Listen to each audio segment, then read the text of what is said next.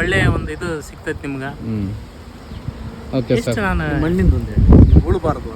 ಆಮೇಲೆ ನಾವು zero cultivation ನಾವು ಏನಂದ್ರ ಮಳೆ ಬಿದ್ರ ನೇರವಾಗಿ ಭೂಮಿಗೆ ತಟ್ಟಬಾರ್ದು. ಅದು ಭೂಮಿಗೆ ನೀರು ಮಳೆ ನೀರು ಟಚ್ ಆಗ್ಬಾರ್ದು. ಪಟ್ಟಂತ ಸಿಡಿತಾರೆ ಮಣ್ಣಿನ ಮೇಲೆ ಬಿದ್ದಾಗ ಮಣ್ಣಿದಾಗ. ಆಮ್ಯಾಗ ಅಷ್ಟು ಜೀರೋ ಕಲ್ಟಿವೇಶನ್ ಏನೂ ನಾವು ಇದು ಮಾಡಬಾರ್ದು. ಆಮೇಲೆ ಈ ಬಿಸಿಲು ನೇರವಾಗಿ ಭೂಮಿಗೆ ಬೀಳಬಾರ್ದು, ಅದ್ರ ಮೇಲೆ ಹುಲ್ಲಿರುವ. ಇದು ತೋಟಗಾರಿಕೆ ಬೆಳೆಗೆ ಅನ್ವಯ. ನಾವೇನಿಲ್ಲ, ಇವೇನ್ ಗಿಡ ಸುತ್ತದಷ್ಟೇ ಕ್ಲೀನ್ ಮಾಡ್ಕೋಬೇಕು ನಾವು. ಹುಲ್ಲು ಹೊಡ್ಕೊಳ್ಳೋದು ಬ್ರಷ್ ಕಟ್ಟರಲ್ಲಿ. ಈ ಜೀರೋ ಕಲ್ಟಿವೇಶನ್ ಮಾಡಿದ್ರೆ ಖರ್ಚು ಭಾಳ ಬರಲ್ಲ. ಅನ್ನೆಸರಿ ನಾವು ಖರ್ಚು ಮಾಡಿ ನಾವು ಕೈ ಸುಟ್ಕೊಂತೀವಿ, ಜಾಸ್ತಿ ಖರ್ಚು ಮಾಡಿ. ಈಗ ನಾವೇ ಕಡಿಮೆ ಖರ್ಚು ಮಾಡಿದ್ರ ನಮ್ಗೆ ಇದಾಗಲ್ಲ, ಭಯ ಇರಲ್ಲ. ಅನ್ನೆಸರಿ ಈಗ ಎಲ್ಲೋ ಕುತ್ಕೊಂಡ್ ಖರ್ಚುಗಳು ಕಡಿಮೆ ಮಾಡ್ರಿ ಅಂತ. ಖರ್ಚು ಕಡಿಮೆ ಮಾಡಿ ರೈತರು ಖರ್ಚು ಕಡಿಮೆ ಮಾಡ್ಕೋಬೇಕು, ಉಪಕಸಬುಗಳ ಮೇಲೆ ಹೆಚ್ಚು ಅವಲಂಬಿತ ಆಗಬೇಕು. ಉಪಕಸಬು ನಾವೇನಂದ್ರೆ ಕುರಿ, ಕೋಳಿ, ಹೈನು, ಹೈನುಗಾರಿಕೆ ಅವೆಲ್ಲ ಮಾಡುವ. ನಾನು ಇಂದ 2013 ಒಂದು ನಮ್ಮಲ್ಲಿ ಒಂದು ಡೈರಿ ಮಾಡಿದ್ದೆ. ಡೈರಿ ಮಾಡಿ KMF ಇಂದ ಇಲ್ಲಿ ಒಂದು ದೊಡ್ಡದೊಂದು ಕಾರ್ಯಕ್ರಮ ಮಾಡಿದ್ದೆ. 13 ಒಂದು 5,000 ಜನ ಕರೆಸಿ ಅವಾಗ ಇಡೀ ನಾನು ಅವ್ರು KMF ಇವ್ರು ತಿಮ್ಮಾರೆಡ್ಡಿ ಅಂತ ಹೇಳಿ KMF ನಮ್ಮ ಬಳ್ಳಾರಿ ಅಧ್ಯಕ್ಷರು, ಅವ್ರಿಗೆಲ್ಲ ಕರ್ಕೊಂಡು ಬಂದು ಅವ್ರು ರಿಕ್ವೆಸ್ಟ್ ಮಾಡ್ಕೊಂಡು ನಾನು ಎಷ್ಟೇ ಖರ್ಚು ಬರಲಿ ನಾನು ಮಾಡ್ತೀನಿ. ನನ್ನ ತೋಟದಾಗ ನನ್ನ ಭಾಗದ ರೈತರಿಗೆ ಅನುಕೂಲ ಆಗ್ಬೇಕು. ಪ್ರತಿಯೊಂದು 40-42 ಹಳ್ಳಿಗೆ ನೀವು ಒಂದೊಂದು ನೀವು ಸೊಸೈಟಿ ಮಾಡಿಕೊಡ್ರಿ. ಅಲ್ಲಿ ಅವಾಗ ಹಾಲು ಮನೆಗೆ ಇರ್ತಿದ್ವು, ಹಾಲು ಮಾರಕ್ ಹಾಕಿದ್ದಿಲ್ಲ ಅವ್ರು.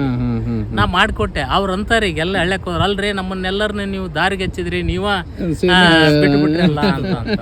ಅದು ಏನೋ ಒಂದು ನನ್ನ ಬಿಡ್ರಿ ಅದು ಈಗ ಎಲ್ಲ ಊರಾಗೂ 400, 500, 600 ಲೀಟರ್ ಹಾಲು ಅದಾವ್ರಿಗೆ ಪ್ರತಿಯೊಂದು ಹಳ್ಳಿಗೂ.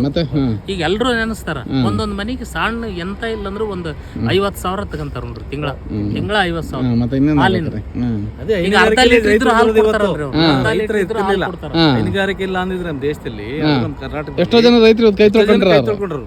ಒಂದು ರೈತರು ಹೈನುಗಾರಿಕೆಯಲ್ಲಿ ತುಂಬಾ ಮುಂಬಂದವರು ಇದಾರೆ, ಅದರಿಂದ ಜೀವನ ಮಾಡ್ತಿದ್ದಾರೆ. ಅವತ್ತು ಅವಶ್ಯಕತೆ ಇತ್ತು, ಫಾಲೋ ಮಾಡಿದ್ರು.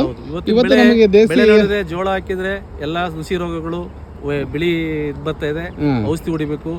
ಮತ್ತೆ ಔಷಧಿ ಹೊಡೆದ್ರು ಅದು ಇಟ ಬರಲ್ಲ, ರೇಟ್ ಸಿಗಲ್ಲ. ರೈತರಿಗೆ ಯಾವತ್ತೂ ರೇಟ್ ಸಿಗ್ತಿಲ್ಲ ಬಿಡಿ, ಏನೇ ಬೆಳೆದ್ರು. ಹಾಗಾಗಿ ರೈತರಿಗೆ ಯಾವತ್ತಿದ್ರು ಮೋಸನೇ. ರಾಜ್ಯ ಸರ್ಕಾರ ಸಹ ಈ ಒಂದು ಬಗ್ಗೆ ಚಿಂತನೆ ಮಾಡಿ ರೈತರಿಗೋಸ್ಕರ, ರೈತರಿಲ್ಲ ಅಂದ್ರೆ ದೇಶ ಇಲ್ಲ. ಹಾಗಾಗಿ ದೇಶದ ಬೆನ್ನೆಲುಬು ರೈತರು, ರೈತರಿಗೋಸ್ಕರ ಸಹಕಾರ ಮಾಡಿ ಅಂತೇಳಿ ಸರ್ಕಾರಕ್ಕೂ ನಾನು ಕೇಳ್ಕೊತೀನಿ.